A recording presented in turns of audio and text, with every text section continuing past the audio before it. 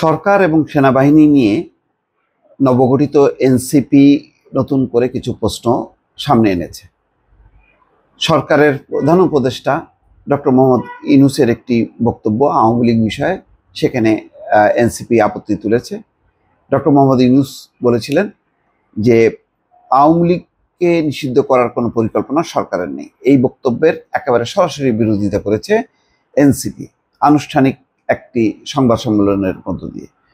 অন্যদিকে ওই দলের পক্ষ থেকে সেনাবাহিনীর ঊর্ধ্বতন কর্মকর্তাদের সঙ্গে এনসিপির নেতাদের একটি বৈঠকের প্রসঙ্গ তুলে বলা হচ্ছে যে রাজনীতিতে এটি হস্তক্ষেপ এবং আওয়ামী লীগের পুনর্বাসনের একটি উদ্যোগ, সেই উদ্যোগ প্রচেষ্টা তারা মানে না।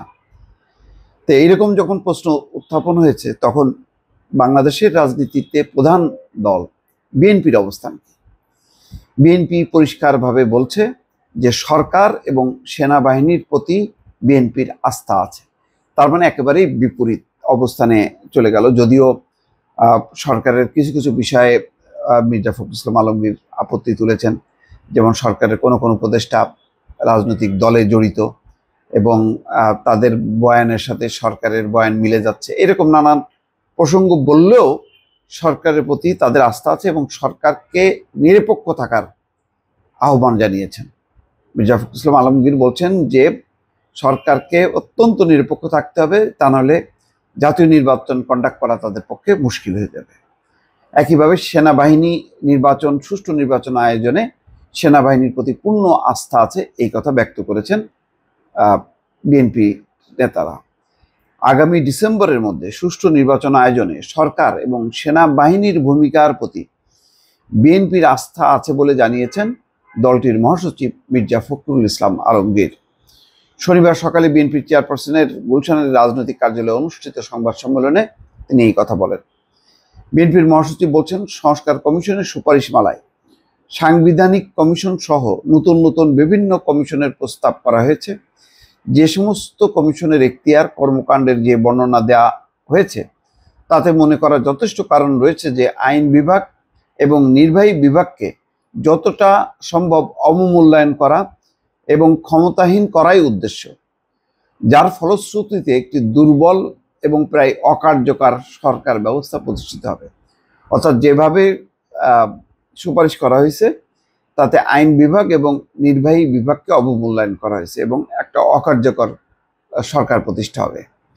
তিনি বলছেন যে জনগণের গণতান্ত্রিক ঐতিহ্য, কৃষ্টি এবং সাংস্কৃতিক মূল্যবোধ, এই বিষয়গুলোকে গুরুত্ব দিয়েই বিভিন্ন সংস্কার এবং সাংবিধানিক সংশোধনী উপনীত হওয়া বাঞ্ছনীয়।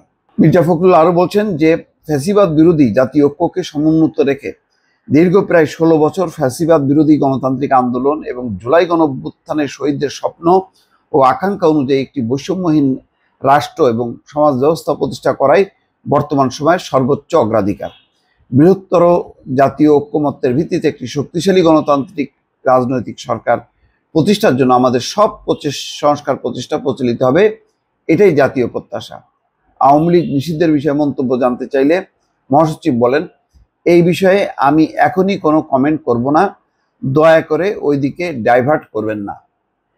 অর্থাৎ আওয়ামী লীগ বিষয়ে নিষিদ্ধের বিষয়ে যেই দাবি, সেই দাবির বিষয়ে বিএনপির মহাসচিব বলছেন আমি কমেন্ট করবেন না, দয়া করে ওইদিকে ডাইভার্ট করবেন না। সংবাদ সম্মেলনে বিএনপির মির্জা আব্বাস, বিএনপি নেতা সালাউদ্দিন আহমেদ, ইকবাল হাসান মাহমুদ টুকু, সেলিমা রহমান সহ আরও অনেকে উপস্থিত ছিলেন।